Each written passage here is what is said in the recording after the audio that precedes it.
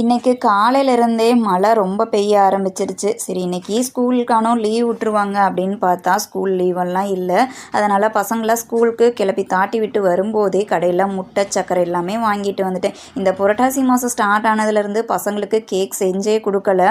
ஆனால் முட்டை மட்டும் கொடுத்துட்டு தான் இருந்தேன். சரி இன்றைக்காவது பசங்களுக்கு கேக் செஞ்சு கொடுக்கலாம் அப்படின்னு சொல்லிட்டு காலையிலேயே கேக் வந்து செய்ய ஆரம்பித்தாச்சு. ஒரு 4 வருஷத்துக்கு முன்னாடி பார்க்க போனால் எனக்கு கேக்கில் என்னென்ன இன்க்ரீடியன்ட்ஸ் ஆட் பண்ணுவாங்க அப்படின்றது கூட எனக்கு தெரியாது. ஆனால் எந்த ஒரு சப்போர்ட்டும் இல்லாமல் கைடன்ஸும் இல்லாமல் வெறும் யூடியூப் வீடியோஸை மட்டுமே பார்த்து நான் இந்த பேக்கிங்கை வந்து சூப்பராக லேர்ன் பண்ணியிருக்கேன். யூடியூப்பில் கேக் ரிலேட்டடான வீடியோஸ் வந்து எவ்வளோ பார்த்தாலும் சரி, நான் அந்த வீடியோக்குள்ளே போயிட்டு எவ்வளோ நேரம் ஆனாலும் சரி அதை ஃபுல்லாக பார்த்துட்டு தான் வருவேன். ஏதாவது புதுசாக விஷயங்கள் வந்து ஷேர் பண்ணியிருக்காங்களா அப்படின்னு பார்ப்பேன். அதுக்கப்புறம் அந்த கேக்கில் வந்து ஐசிங் பண்ணுறது, அதுக்கப்புறமா கேக்கில் நேம் எழுதுறது, எல்லா டெக்னிக்ஸுமே வந்து நான் யூடியூப் வீடியோவில் மட்டும்தான் பார்த்து கற்றுக்கிட்டேன். இப்போது என் பசங்களுக்கு ஒரு ஹெல்த்தியான வேர்ஷனில் வந்து கேக் வந்து ரெடி பண்ணி கொடுக்க முடியுது என்னால்.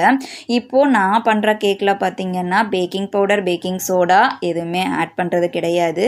மைதாவுமே ஸ்கிப் பண்ணிவிட்டு இப்போல்லாம் வந்து கோதுமை மாவில் தான் வந்து செய்கிறது. அந்த பியூர் ஒயிட்டெல்லாம் நான் செய்கிற கேக் இருக்காது.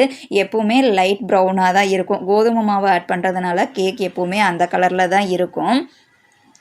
பேக்கிங் சோடா ஆட் பண்ணணும், பேக்கிங் பவுடர் ஆட் பண்ணால் தான் கேக் வந்து ஃப்ளஃபியாக வரும் அப்படின்றதெல்லாம் கிடையாது. அது எல்லாமே ஆட் பண்ணாமல் நான் இப்போது வந்து கேக் வந்து செஞ்சுருக்கேன். பாருங்கள் எவ்வளோ சாஃப்டாக ஸ்பான்ச்சியாக இருக்குன்னு பாருங்கள்.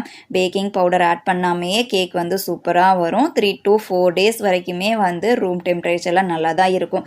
இந்த பிளெயின் கேக்கெல்லாம் வந்து ஃப்ரிட்ஜில் வந்து வைக்கக்கூடாது. வச்சோம் அப்படின்னா ரொம்ப ட்ரை ஆகிடும், சாப்பிட்றதுக்கு நல்லா இருக்காது. இந்த கேக்கோட டீட்டெயில்டு ரெசிபி வீடியோ நெக்ஸ்ட் வீடியோவாக ஷேர் பண்ணுறேன்.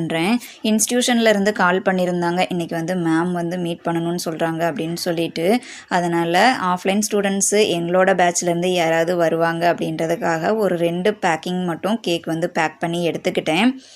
அடுத்த வீடியோவில் பார்க்கலாம். பாய்.